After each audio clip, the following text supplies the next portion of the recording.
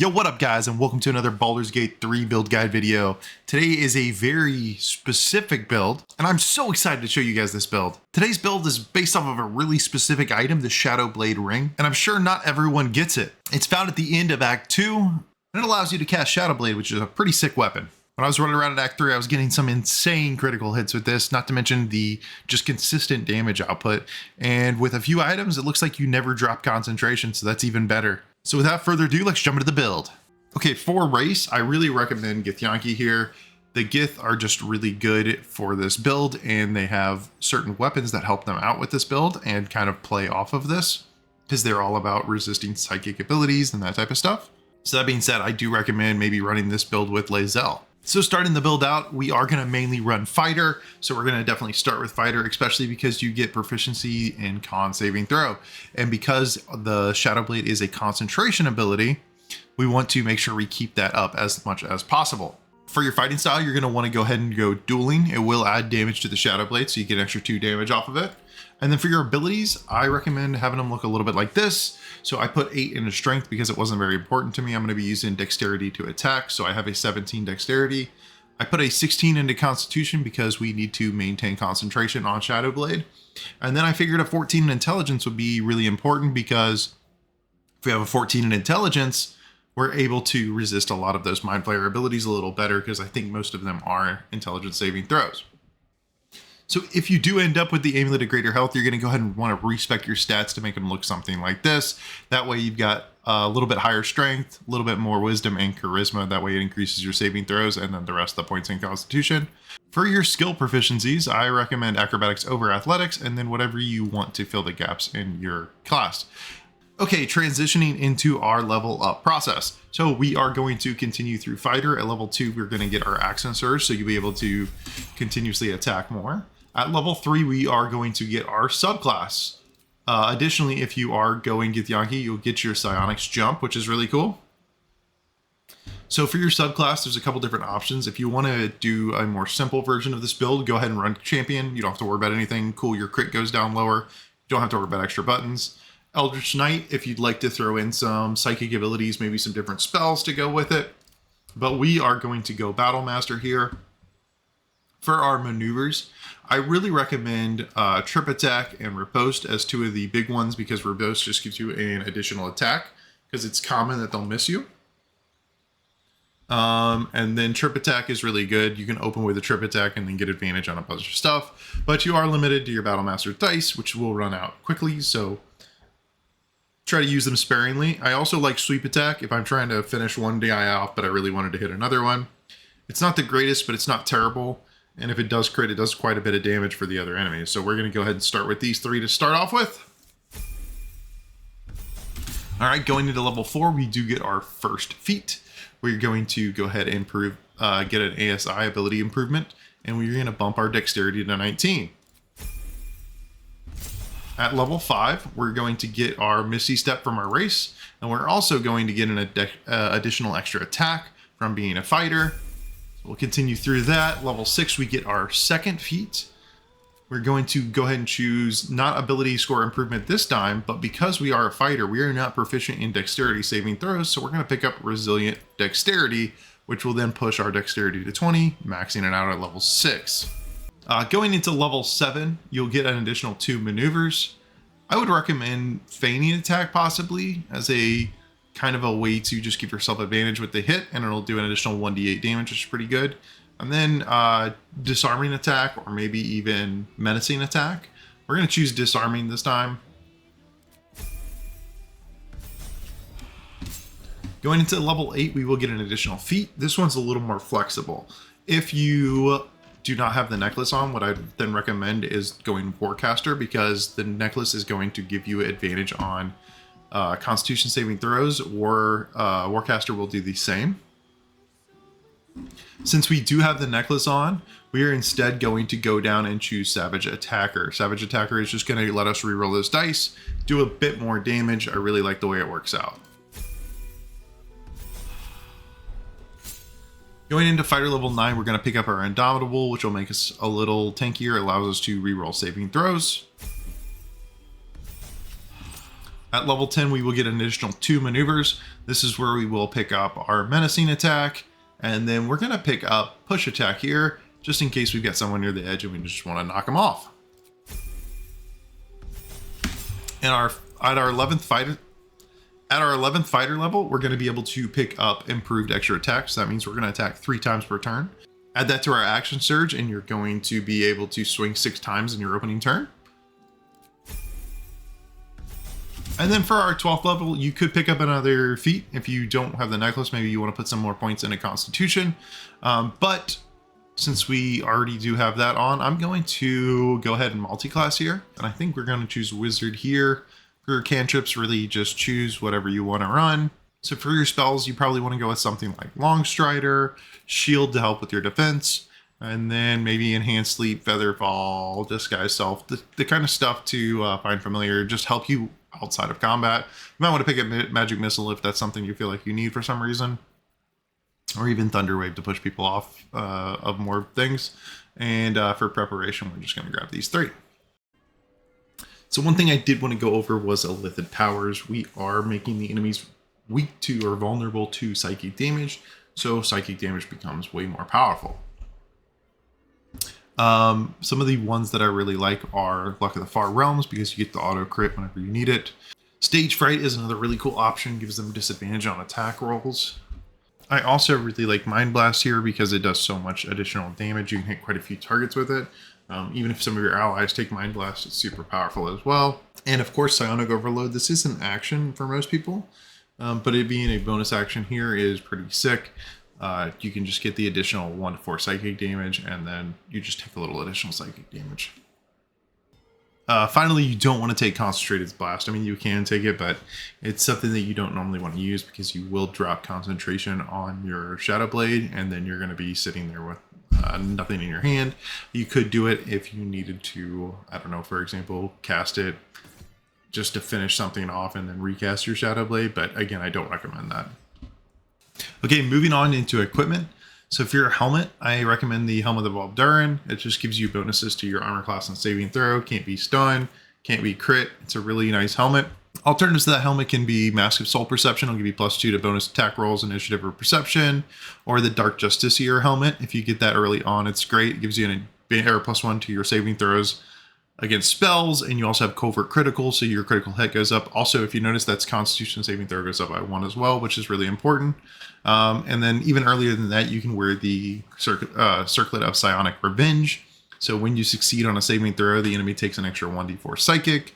Gith also gain a bonus to Intelligence, Wisdom, and Charisma saving throws, which is not bad. So that's a good little starter run, and you can kind of work your way up through these as you find them. For your cloak, I just recommend that Cloak of Protection. Extra armor class and saving throw is always nice. For our chest, we are going to go ahead and wear the Psionic Ward Army. This comes pretty early on in the game, which is really nice. And it's going to give us resistance to psychic damage, which is really important because of an item that we have in our inventory. I'll show you in a minute. Also, if you succeed on a saving throw, you regain some HP. The only bad thing about this armor is that we are limited to a +2 bonus to our armor class from our dexterity. Because if it was just normal light armor, we'd have a much better save for that. Going into our gloves, you really want the Legacy of the Masters. That's going to add an extra +2 to your attack and damage rolls with this with your weapons. That is applied to Shadow Blade here. Alternatively, you could wear the Gauntlets of the War Master to give people disadvantage on their saving throws against your Battle Master things. Or the Wonders Gloves are found very early on. They give a +1 to your bonus AC. I really like them if you want to do this build as, instead of a Battle Master, a Bard. It's a little trickier, but you could do it pretty easily and then do the College of Swords where you get some crazy flourishes and stuff. For our boots, we're going to do the Boots of Psionic Movement. So these things are really cool. I always thought they were neat and never really found a way to use them, but it allows you to fly for your bonus action, and also your attacks are going to do an additional 1 to 4 psychic damage, which is pretty sick. Also gives us +1 to our dexterity saving throws, which is pretty nice. Going into our jewelry, like I said, I am wearing the Amulet of Greater Health.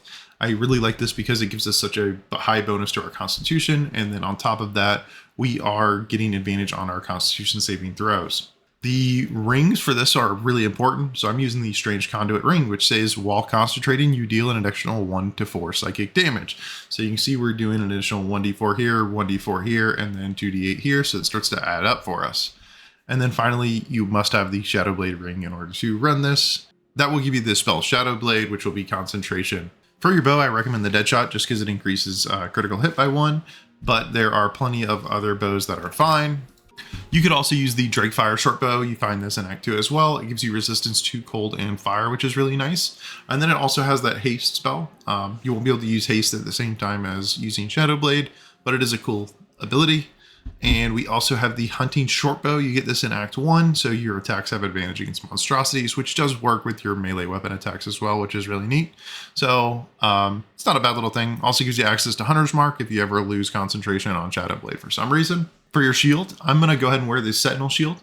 Reason being, I love having that +3 bonus to initiative rolls and advantage on perception checks. Just makes it to where my dexterity or my initiative is very high.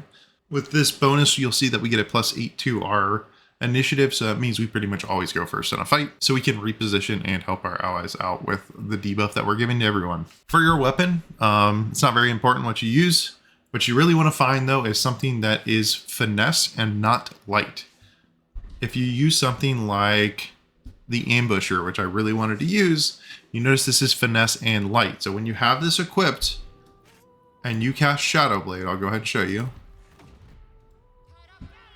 What it does is it puts Shadow Blade in your offhand. So that's why it needs to be a non-light weapon. So you can actually keep your shield up. So what'll happen if it's not light, it'll stow that weapon and pull out the new weapon, which is really a lot better. And then for our weapon, obviously we're running around with Shadow Blade. Now we do have one very, very important item that is not equipped to us. It is this, the Resonance Stone. So you will find this at the end of Act 2. If you want to find exactly where to pick it up at, I recommend just go ahead and Googling it and looking for a video on that, because I don't want to give away spoilers at this point in time. All right, if you're not going to be running a Gith Yankee, these are the changes that I recommend you make. Go ahead and switch out your armor for the Armor of Agility. This will increase our armor class to 26, which is absolutely insane. It'll make us much higher to hit. I mean, that's a +5 to our armor class naturally.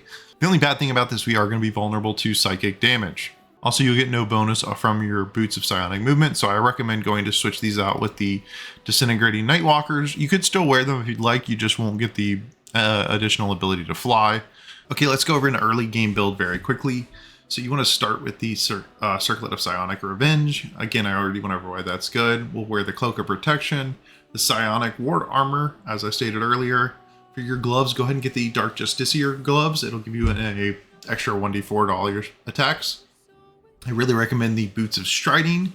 The reason being is when you're prone in this game, you lose concentration. So the Boots of Striding will keep you from losing concentration on your spell because you cannot be knocked down. Our rings, again, will stay the same. And then for the necklace, feel free to use whatever you feel is best. Maybe the Amulet of Misty Step or the Broodmother's Revenge necklace for a little extra damage. For our bow, we'd be using the Drakefire short bow. And then the Sentinel shield will be available as soon as you find this in Act 2. Okay, so I wanted to show you guys some quick information on this build before we do the demonstration. So as you notice, my saving throws are insane. I get +7 to Strength, +12 to Dex and Con, +4 to Int and Charisma, and +3 to Wisdom. Really good bonuses to saving throw. And we are advantage on Constitution saving throws because of the necklace. So for us to fail Constitution saving throw, we normally need to roll like a 1 or a 2 with advantage, which is pretty hard for it to happen. It's like 1 in 400. If you feel like you are taking an insane amount of damage and the enemies aren't using psychic damage, you can feel free to wear the Armor of Agility. It'll bump up all of our saving throws by 2, and on top of that, your armor class will jump all the way up to 26. This is found in Act 3. As soon as you can get into the main city, you can just go ahead and buy it. Okay, looking at the Shadow Blade, you can see that right here it is 12 to 29 damage. So we're going to go ahead and make a couple attacks here. All right, so we crit on that one, and you can see the damage is 48 psychic, and that is rerolled due to our Savage Attacker. And then on top of that, we are getting +5 to our Dex, +2 for Dueling, +2 for Arming Enhancement, those are the gloves, and then +2d4 because that crit for Strange Conduit, and that also gets rerolled due to Savage Attacker. So it results in 42 psychic damage, which is then rerolled into an additional 42 psychic damage. Now, if you crit with one of these things, it will also double that d10 that you throw into your superiority dice. So for example, if I crit here with Menacing Attack, it would be 48 +7, +2d4, +2, +2d10. So that's how we're ending up with these crits that are hitting almost 100 damage. It's pretty insane. Okay, but why is the enemy vulnerable to psychic damage? So that is the item I was telling you about earlier.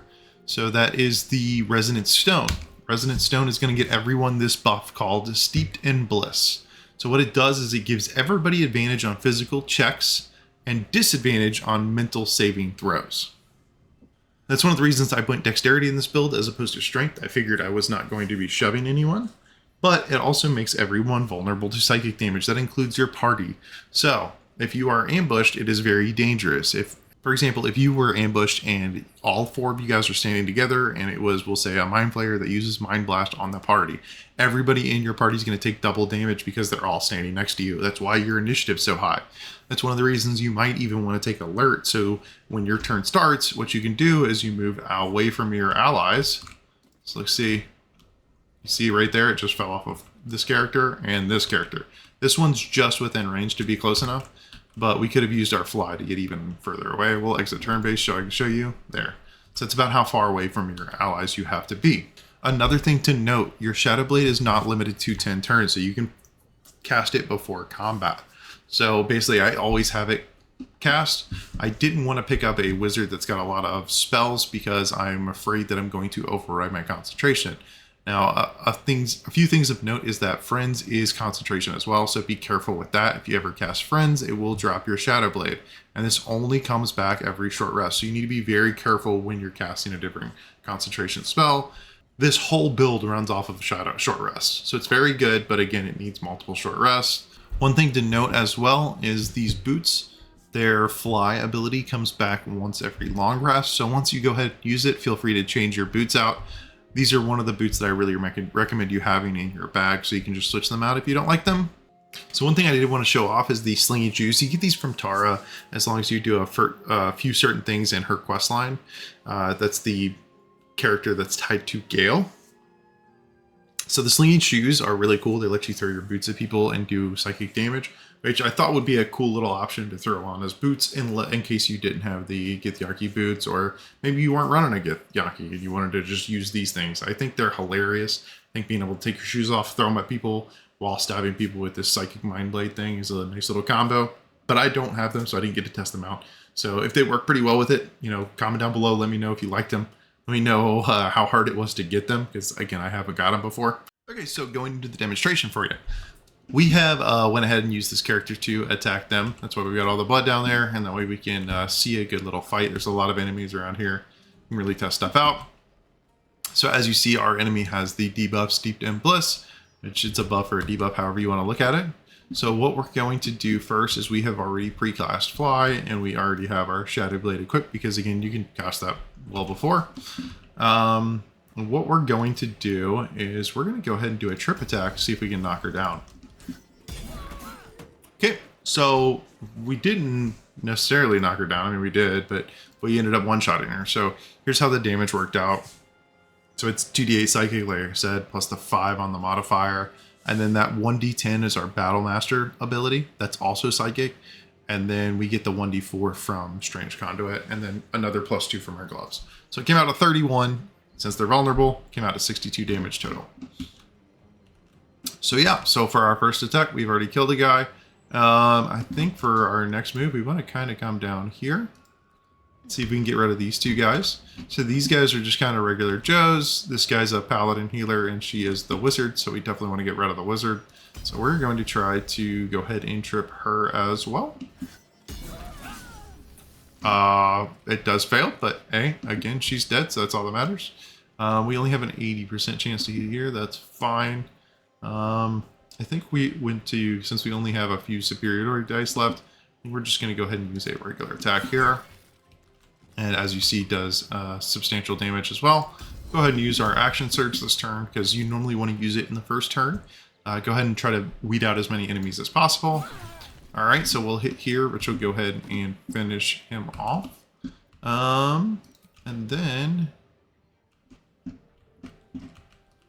see if we can go ahead and land behind these guys. I don't know if it's going to let me. Let's try the overview. No, it does not look like it. So we'll try to land here and see if I can get what I want. want to show off sweeping attack. It doesn't do a ton of damage, but it is very interesting for the scenario of, like, say one of these guys has about 5 health. It's really nice sometimes to do that. So we're going to show it off anyways. You see over here, this guy got hit for 36, which is quite a bit, but that's because it's going to do 2d10 and plus 3 from the concentration. And because it is our attack damage, it is getting rerolled, so it gets pushed to higher. So great, we still have 2 more attacks, I believe. Let's see if we finish them off here. Nice, go ahead and get that critical hit in, and that will be it for the build. Now we do have a bonus action as well, so we'll go ahead and flourish this guy and walk away. And you see it does quite a bit of damage as well. Actually, that provokes opportunity attacks, so that's fine. We'll just stay right there and end our turn. Okay, so it is back to our turn. One thing you do want to note is that I don't think this is considered dark enough for Shadowblade, but Shadowblade does give you advantage on attack rolls against lightly or heavily obscured targets when using the blade. Like I said, I don't think this shadow here counts, but I think if it is dark, you start doing some insane damage. So yeah, so we're just getting a normal attack. But if it was dark, for example, or like say someone in your party casts darkness, you will get advantage because you'll have advantage because they're blinded, disadvantage because you're blinded, which cancels out. But then again, you would get advantage because they would be in a dark area. So it's a pretty cool little combo to cast darkness, walk through and start stabbing people because the darkness helps you with the Shadow Blade. So again, we're going to go ahead and try to trip attack this character. Looks like they succeeded, but again, we're still doing quite a bit of damage here. We'll go ahead and try to strip attack one more time. There it is. So now that we got him down, let's see if we can finish him off. We do not. We leave him with 18 HP, but as you can see, a normal round of attacks, I mean, that's quite a bit of damage. That's what, 170, 180 damage right there from just a normal round of attack. We did expend 2 superiority dice, but again, it's still really, really powerful. And if you'd like to, you could always Misty Step away at that point in time, really whatever you want to do. And that's pretty much it for the video, guys. Hope you enjoyed it. If you enjoyed that video, do me a big favor and press that thumbs up button and subscribe to the channel. It makes a huge difference, and I really appreciate it. We'll see you in the next one. Until then, stay safe and roll more 20s. How would you feel about helping me kill some evil bastards?